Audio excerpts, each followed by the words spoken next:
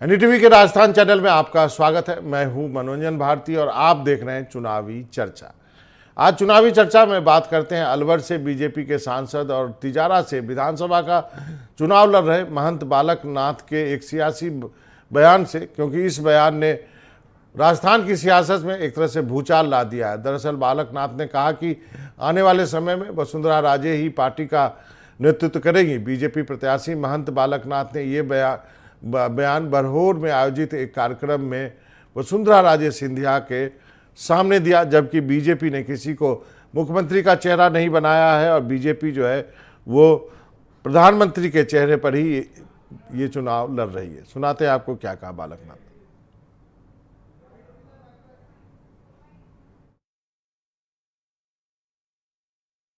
हमें सबसे पहले ऐसे व्यक्ति को खत्म करना है जिन्होंने हमारी इस वर्तमान पीढ़ी को दूषित करने का काम किया है। इसलिए दोनों हाथ उठाकर और मैम के सामने हम ये वादा करें कि एक एक व्यक्ति को जोड़ेंगे, सब पूरे भैरोड को जोड़ेंगे।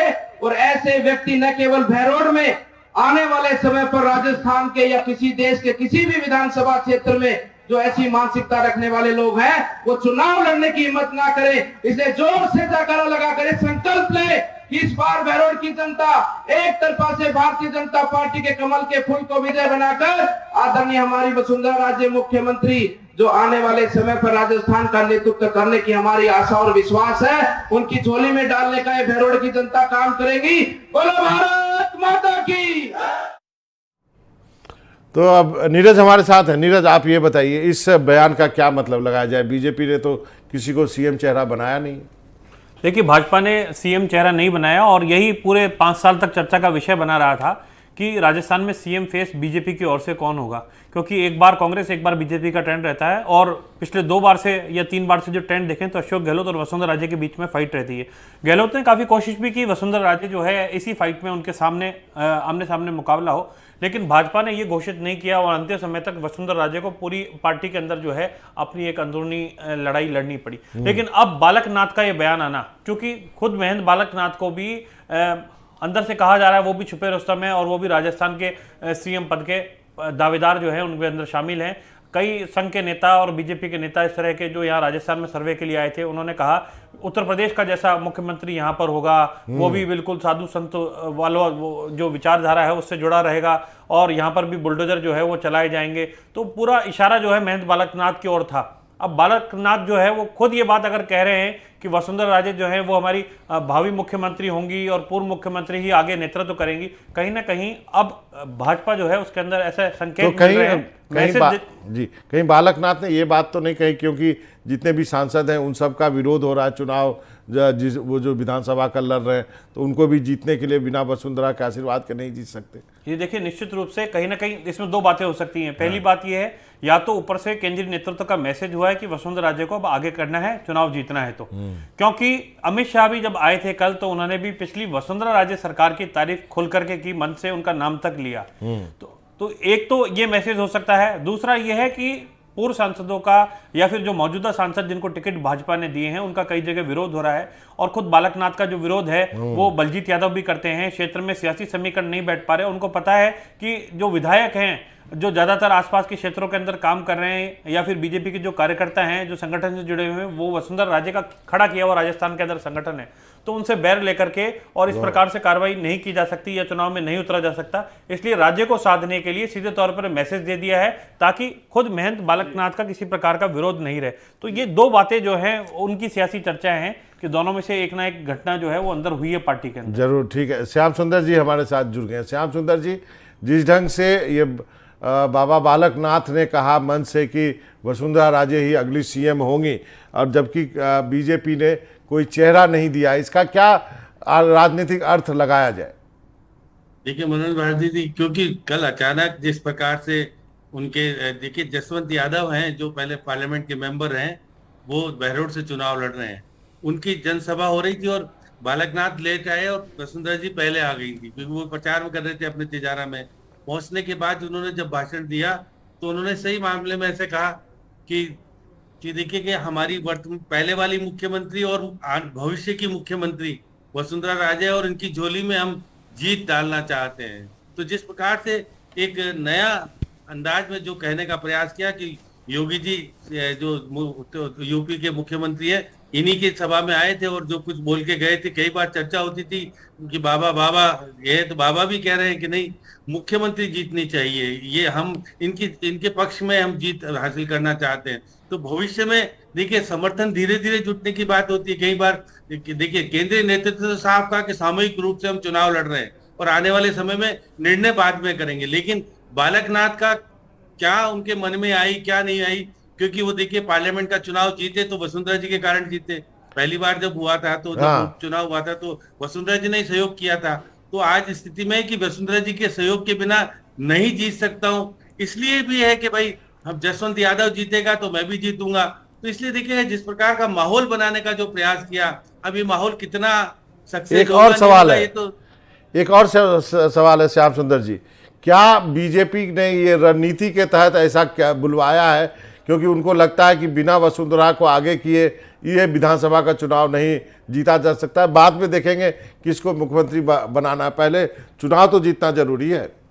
देखिए मनोज भारती, जिस प्रकार से बागियों का बोलबाला हो रखा है राजस्थान में, बहुत सारे बागी वसुंधरा जी के समर्थक हैं। अब वसुंधरा जी अगर सक्रिय रूप से कहेंगी नहीं नहीं भविष्य में मैं ही बनूंगी, तुमको विधायक नहीं बन रहे हो तो बहुत कुछ देने वाली हूं मैं, तो अगर आश्वासन अगर वसुंधरा जी की तरफ से मिल जाता है तो हो सकता हो कि देखिएगा कि जयपुर में भी जो खड़े हुए हैं वो हट सकते हैं, या कोटा में खड़े हुए हैं वो हट सकते हैं, भवानी राजावत की बात कर लें, यदि राजपाल की बात कर लें, और कई लोग जो इन्हीं के समर्थक लोग हैं जो कि दिखा रहे हैं आंखें। अब आंखें दिखाने वाले व्यक्ति को अगर वसुंधरा जी को जिम्मेदारी भी दी है देखिए केंद्रीय नेतृत्व में कि आप बैठाओ और कोशिश करो, कल देखिए आज तो कदर की रात है, अगर आज सक्सेस हो जाएंगे तो कल काफी लोग बैठ जाएंगे, तो निश्चित रूप से 12-13 सीटों पर जो विघन पैदा होने देखिएगा। आपने देखा कि इससे पहले जो देवजी पटेल के यहाँ भी अभी भी खड़ा हुआ है, तो ये सक्रियता दिखाने के लिए आज का दिन ही है। और वसुंधरा जी को भावी मुख्यमंत्री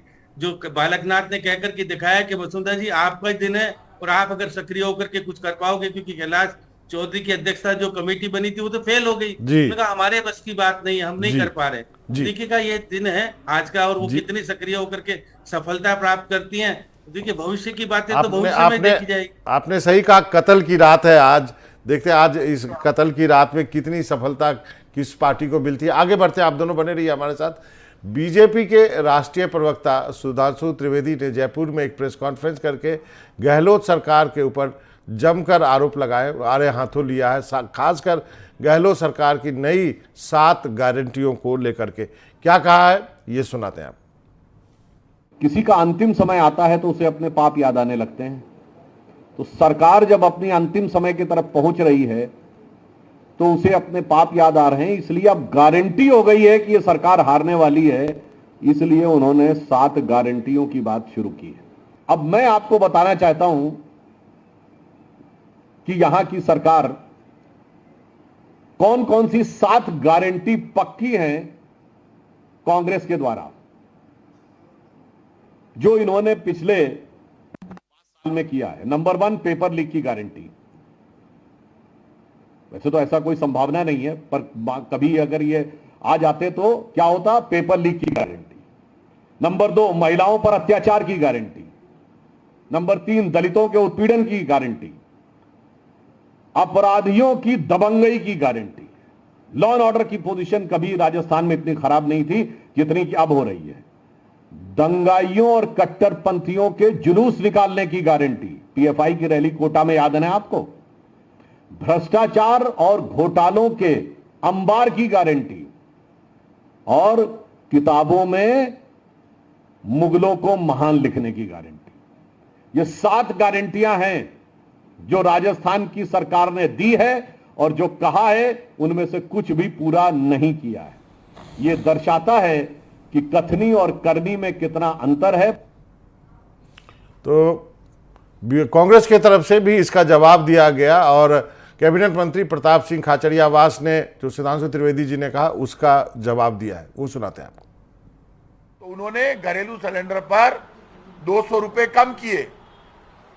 राजस्थान का चुनाव बीजेपी हारने जा रही है, बीजेपी हारेगी तो पेट्रोल डीजल इनको सस्ता करना पड़ेगा। और मेरा तो मानना है कि जनता चुनाव से पहले यदि रिवोल्ट के मूड में आ गई और दिखने लगा कि बीजेपी हार रही है जैसा माहौल है, मैं आपको पेट्रोल डीजल सस्ता होते बता दूंगा।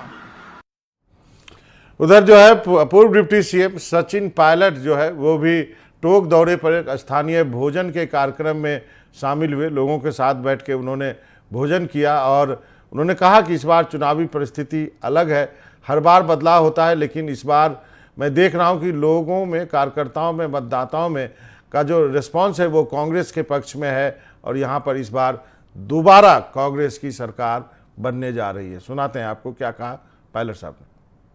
राजस्थान में इस बार परिस्थिति अलग है, हर बार यहाँ बदलाव होता है, लेकिन इस बार जो मैं देख रहा हूँ रिस्पांस जो है लोगों का, कार्यकर्ताओं का, मतदाताओं का, वो कांग्रेस के पक्ष में है और लोग चाहते हैं कि यहाँ सरकार दोबारा बने। और जो बीजेपी सरकार दिल्ली में भी है उसका कार्यकाल लोग देख चुके, लगभग 10 साल हो गए हैं, तो विकल्प लोग ढूंढ रहे हैं केंद्र में भी। और मुझे लगता है कि इस बार ना सिर्फ राजस्थान में लेकिन मध्य प्रदेश में, छत्तीसगढ़ में, तेलंगाना में, हर जगह कांग्रेस पार्टी का शासन बनने जा रहा है। तो हमारे साथ श्याम सुंदर जी भी हैं, नीरज भी हैं। एक एक कमेंट लेता हूं। नीरज, सबसे पहले आपसे, तो सचिन पायलट भी जो है अभी तक एकजुटता जो है कांग्रेस की दिख रही है, कोई ऐसा बयान नहीं है, आपको क्या लगता है? देखिए, सचिन पायलट ने सीधे तौर पर एक मैसेज ये दिया है कि पिछली बार उन्होंने एक बयान भी दिया, उसमें ये कहा कि पिछली बार जो 25 सितंबर की बैठक हुई थी वो विधायकों की बैठक बुलाई जानी थी और उसके लिए बाकायदा आला कमान ने अपने दूत बना के भेजे थे, वो बैठक सफल नहीं हो पाई। लेकिन उसके बावजूद कांग्रेस हाई कमान ने कहा भूलो और आगे बढ़ो, तो हम उस नीति के आधार पर काम कर रहे हैं और विधायक दल की जो बैठक होगी चुनाव के बाद में उसमें सीएम फेस तय होगा। सीधे तौर पर मैसेज यही देने की कोशिश की है कि हम लग करके काम कर रहे हैं। पायलट ये बताने की कोशिश कर रहे हैं कि मैं पार्टी के साथ लग करके काम कर रहा हूं, खुद भी चुनाव लड़ रहा हूं और जहां जहां समर्थक या फिर जो कांग्रेस के प्रत्याशी हैं उनके समर्थन में जहां जहां सभाओं की जरूरत पड़ेगी, स्टार प्रचारक के रूप में सचिन पायलट अपनी पूरी भूमिका निभाएंगे। आला कमान को विश्वास में लेने की कोशिश पूरी तरीके से की गई है और आला कमान ने भी दोनों तरफ से, गहलोत और पायलट दोनों खेमों के अंदर बराबर रूप से टिकटों का वितरण किया है। सीएम गहलोत ने भी बात कही थी कि मैंने सचिन पायलट के एक भी आदमी का टिकट नहीं कटवाया। पायलट ने कहा मैंने गहलोत साहब के एक भी आदमी का टिकट नहीं कटवाया। तो सीधे तौर पर यह मैसेज देने की राजनीति जो है वो बराबर चल रही है, जनता में भी, पार्टी हाईकमान में भी। श्याम सुंदर जी, आपका क्या आकलन है? सचिन पायलट, भारती जी, कल मेरी मुलाकात मुख्यमंत्री जी से भी हुई, भंवर जितेंद्र से भी और रंधावा जी से भी हुई, तो मुकुल वासनिक भी बैठे थे। वो गारंटी वाली में मैं भी गया था। हाँ। मैंने सवाल करना चाहा तो उठ गए थे, फिर मैं बाद में आ गए, तो मैंने कहा वो गारंटी वाला आपके साथ क्यों नहीं है, एक दूसरा वाला? हाँ। आप पूजा अर्चना करके अकेले आ गए गणेश जी के मंदिर में, उसको तो रखो साथ में, तो फिर रंधावा जी से बात करो। मैंने रंधावा जी से कहा, मैंने कहा बात क्या है कि उनको अजमेर संभाग का प्रभारी बनाया है। मैंने कहा अजमेर संभाग ही तक सीमित रखोगे या और तक सीमित रखोगे? तो आप साथ में क्यों नहीं रहते हो? मैंने कहा अभी भी दिल से दिल क्यों नहीं मिला रहे हो आप, केवल दिमाग से दिमाग मिला है? तो कल मैंने क्वेश्चन ये किया था। तो मुख्यमंत्री जी बड़े हंसे और कहने लगे नहीं नहीं ऐसा। मैंने कहा आप देखो, अगर गणेश जी के मंदिर जा रहे थे तो एक दिन लेट चले गए होते। आज जल्दबाजी में आपने अकेले ने जयपुर में यात्रा भी कर करके दिखा दिया कि 7 गारंटी देते हैं। वो डब्बा बंद जो डिजाइन बॉक्स का नरेश अरोड़ा भी मौजूद था। मैंने कहा डब्बा बंद वाले के चक्कर में मत रहना, क्योंकि देखिए जिस तरह से वो प्रचार प्रसार कर रहे हैं जयपुर में। और मैंने कहा ये यहाँ क्यों नहीं दिखाते हो, आप एक हो तो गले से गले मिल लो, दिखा दो हम एक है। तो देखिए अभी भी दिल से दिल नहीं मिले हैं भारती जी। और मैंने तो स्पष्ट रूप से पूछ भी लिया और बड़े भंवर जितेंद्र भी कहने लगे। मैंने कहा आप तो अलवर का संभालते हो, बाकी का तो देखते नहीं हो। और मुकुल वास ने निश्चित रूप से जो वार रूम में बैठ करके जो बागी हैं उनको मनाने का बिल्कुल सिलसिला तेजी से शुरू हो रखा है। शक्ति सिंह भी आए हुए हैं और कुछ लोगों को बैठाने के कल रणनीति रात को बैठ करके मुख्यमंत्री ने बात किया। आज कितना सफल हो पाते और कल क्या नजारा देखने को मिलेगा। लेकिन आज भी दिल से दिल अभी भी नहीं मिले हैं। कब मिलेंगे भारती जी? मैं और आप इंतजार कर रहे हैं। और मैंने तो सवाल किया था और बड़े मुस्कुरा करके मुझे कहने लगे नहीं नहीं कुछ होगा तो सही। मैंने कहा देखी जाएगी, क्योंकि अजमेर में जब यात्रा आएगी जाएगी तो फिर ये अजमेर संभाग में साथ साथ रहेंगे क्या, गले से गले मिलकर के वहां बात करेंगे क्या? हम सबको इंतजार है इस बात का। बहुत खूब श्याम सुंदर जी, आपने पूरा खोल के रख दिया है।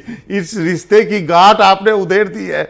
आपने सही कहा कि दिल तो मिलो, गले तो मिलो। और आप मुझे उम्मीद है श्याम सुंदर जी, अशोक गहलोत और सचिन पायलट यदि प्रोग्राम देख रहे होंगे या उन तक बात पहुंचेगी तो आपकी बात पे ध्यान देंगे कि केवल दिमाग मत मिलाओ, गले तो मिलो और साथ इकट्ठे तो दिखो यदि मिले हो। तो आप दोनों का बहुत बहुत शुक्रिया श्याम सुंदर जी, आपका और नीरज आपका इस तमाम चर्चा के लिए।